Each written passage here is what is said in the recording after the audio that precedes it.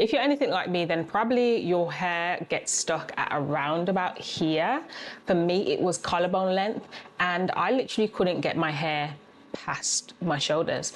And so in this video, I'm going to be talking about 9 things that we are probably doing that is preventing our hair from growing longer. And the reason I'm sharing these things is because I was doing some of these things and it was preventing me from getting longer hair. But of course, when I stopped then and changed some things, then I was able to grow my hair past that plateau length. So let's get straight into some of these tips. I'm also going to share as well, how to fix them. So not just the problems that we are causing, but also how to fix them. So the first one is that you probably don't actually know that your hair can grow long. So that's the first one.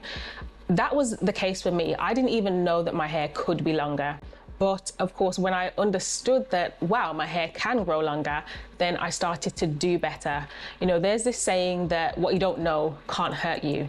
And it's not that we're hurting ourselves, but there's also a scripture that lets us know that, how does that go again now? Why has it just gone out of my head? Oh my gosh. Okay, it talks about, that's it. Without knowledge, the people perish. And so what we don't know actually causes us to perish. Again, I'm not saying that our hair is perishing or that we're perishing. It's not that serious. But it's not just about us being ignorant of things, and thinking that our hair's still going to grow long. No, we kind of have to, develop our understanding in terms of our hair. And that's when we're going to see some growth. Okay, so the second one is your hair is probably dry. Now, it may look shiny, and this is one thing that I find is, it kind of just often happens in the natural hair community. People think that if your hair is shiny, then it's well moisturized. And on the contrary, people think that if your hair looks kind of a bit duller, I don't really know how else to describe it, but dull, they think, oh, your hair is messy, it's matted, it's dry. And that's not actually the case. Yes, our hair can look shiny if we add some oils to it and things like that, but it's within the strands of the hair that has to be hydrated and moisturized. And so how to fix this problem, I would say for me has been to wash my hair on a regular schedule. For me, that's every 2 weeks, but it doesn't have to be that way for you. It may be weekly, it may be on the other side of the scale, which might be like monthly or something like that. But you want to hydrate your strands from the inside, and hydration really means getting water or a really good liquid like aloe vera juice, rose water, something like that, distilled water into your strands, and that's how our hair is hydrated properly. The third reason that potentially your natural hair isn't growing past your shoulders is that probably you don't moisturize your hair properly. Again, this is definitely something I was doing. I've talked about this a few times in my videos. I used to use a leave-in conditioner. It was actually pink. Was it called pink lotion? Does anybody remember that? Pink lotion? I used to use pink lotion, and I used to use it to like slick my hair back, because it was relaxed back then. So if I had it in just a ponytail, then I would use it to slick my hair back, and that's not what a leave-in conditioner is for.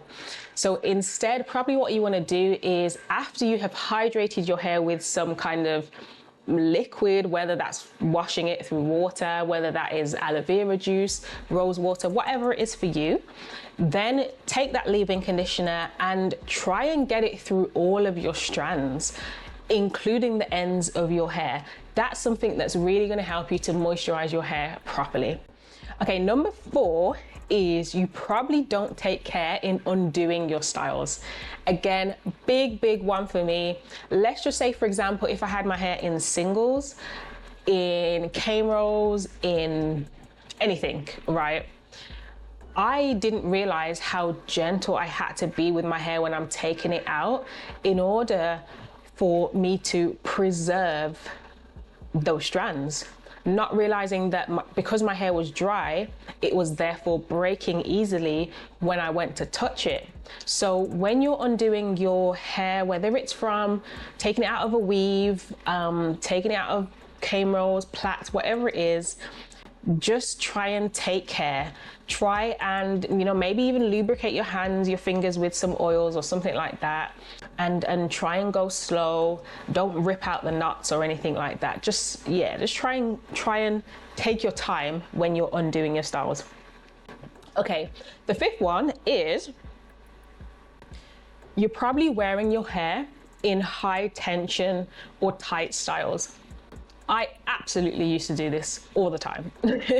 I used to wear my hair in tight ponytails.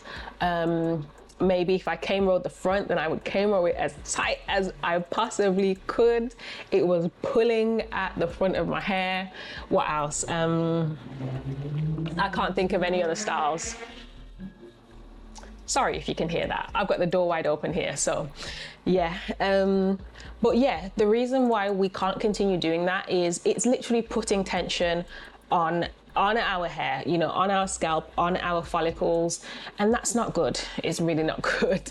So you want to try and utilize less high tension styles. For example, how I've got my hair right now, it's in twist, and then it's in these plaits. But if you notice, there's a lot of slack here. Can you see that? Let me do it from the side, maybe you can see. There's a lot of slack here. None of these are in very tightly at all. There's a lot of space. If it was really tight, I literally wouldn't be able to, move those twists. So try and just put your hair in styles that are going to be a bit more relaxed, and it's going to put less tension on your scalp and on your strands. Okay, so did we get to number 6? I think it's 6. 6 is maybe you wear your natural hair in a shrunken state very often. This one might sound controversial. And to be fair, I didn't used to do this because I didn't previously have natural hair. But what I sometimes see is when we have natural hair, we may wear our hair in an afro, where all of our coils are just as they naturally are. It's like we've got out the shower or got out from washing our hair. And then instead of using a blow dryer to stretch out the hair or something, we've let it just dry on itself. And what happens is, because our hair is so kinky and coily, it coils back onto itself and becomes like a little afro, which there's nothing wrong with that style in terms of the look and anything in the aesthetic and anything like that. But the problem is we are causing more knots, more tangles in our hair, because as I said, those strands are literally coiling back on each other, causing it's literally going like this, that's literally what's happening, right? And it's just causing knots, it's causing tangles, it's causing damage. So yeah, I mean, as much as we love the Afro style, and it really shows our culture and things like that, but in terms of length retention, it's not great. Honestly, it's not great. As a one-off, it's fine as a one-off. But if you're wearing your hair like that all the time, day in and day out, honestly, that's probably why your hair isn't growing past your shoulders. So what I would recommend instead, kind of how to fix it, is to try and wear your hair in stretched styles. So things like what I've got in now, which is twists. It could be cane rolls, it could be plaits, it could be, some people even do wash and goes. But in terms of the wash and go, yes, your hair is still coiling back up, but at least okay, to be honest, I don't wear wash and goes, but so I know that some people are able to retain length in their wash and goes. So I'm sure there's a way. I just don't know how to explain it because I don't wear them. Some people wear weaves, but of course the hair is cane rolled underneath. Some people will wear wigs, again, hair cane rolled underneath. I don't know, just whatever you're doing, even if you want to wear your hair out, that's not terrible. It's not the end of the world at all. Of course you can and should wear your hair out because God gave you your hair to enjoy, right? That's fine. But I think going back to, I don't know if it was point number 2 or 3, you definitely want to make sure that your hair is well moisturized if you're going to be wearing your hair out. If you're wearing your hair out, try and wear it stretched. So things like do some twists in your hair and then wear it as a twist out. Do some braids in your hair, wear it as a braid out. Do a flat twist in your hair, wear it as a flat twist out. Do a bantu knot and wear it as a bantu knot out. You get what I'm saying? Where your hair is then stretched, or blow dry it, right? And wear it stretched that way. But I personally wouldn't encourage, this is just my view, right? Everybody's hair is different, and so take this or leave it. If what I'm saying to you, you're just like, nah, that's trash, then bin it, yeah? But if what I'm saying to you is like, actually, I do wear my hair in a shrunken afro all the time, and yeah, you're probably right, that's probably why my hair isn't growing past my shoulders, then feel free to take this advice on, you know, maybe blow dry your hair and wear it out that way. Or like I said, do a braid out, twist out, bantu knot out, something out, and wear it out that way. Okay, moving on. I think we did number 6. Yes, we did. So moving on to number 7, you probably don't wear your hair in styles or wear head wraps that will prevent friction. Okay, what do I mean by this? Again, how I've got my hair now, well, let me explain it like this. If I were to wear if my hair was not in twists right now and it was just out, what do you notice here? Here, the ends of my hair are just rubbing on my clothes, right? It's causing friction. If I am not covering my head with a bonnet, I've got a bonnet right here. Let's put it on just for demonstration purposes.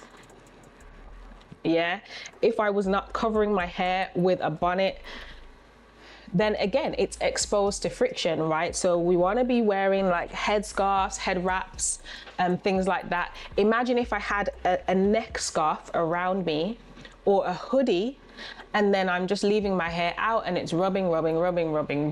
It's causing friction, and what's happening is the ends are breaking off.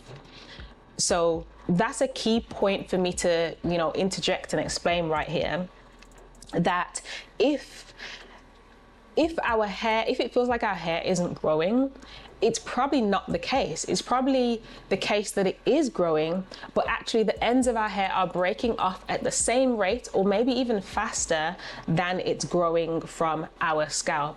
So what we want to do to prevent that is to keep our ends tucked away, keep them well moisturized, wear things like bonnets around the house, head wraps, things like that. Just apologize to your husbands in advance, you know what I'm saying? Like, this is it. Nah, I'm messing about.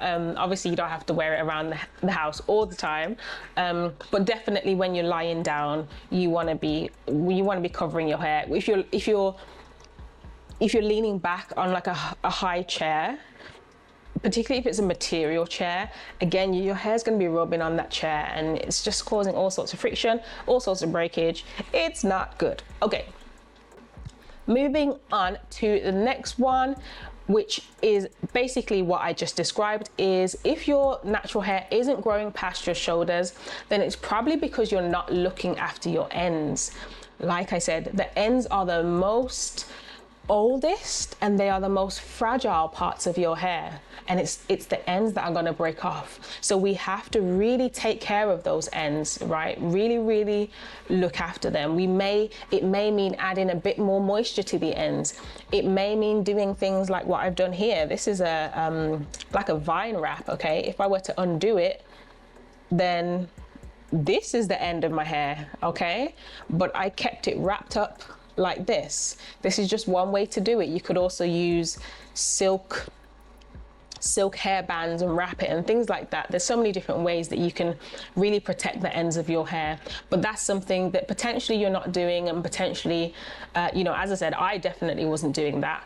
I didn't know that the ends of my hair were that important, and so I wasn't treating them well, and so they were breaking off, and so my hair was stuck at shoulder length. Okay, last one is you're probably not drinking enough water, you're probably maybe not exercising enough, and potentially eating too many inflammatory foods such as sugars. This is a big one for me. I absolutely, yeah, confession time. I love sweet things. Believe that. Cake? Oh man, I love cake. Like cake.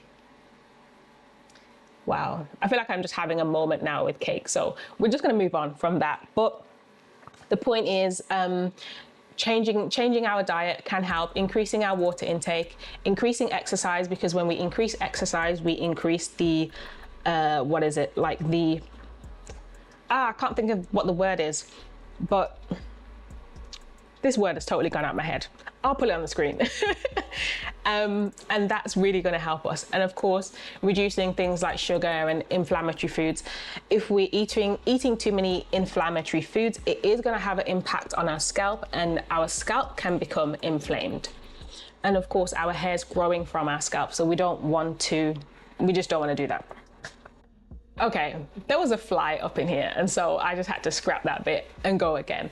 But what I was wanting to say is, of course, so we've just talked about all the things that you're probably doing that is preventing your hair from growing past your shoulders. So instead, if you want to know things that you should be doing, things that are going to help you to get your hair past your shoulder length, even if it's the first time ever, then head to the link in the description box of this video and you can get at the Growth Accelerator.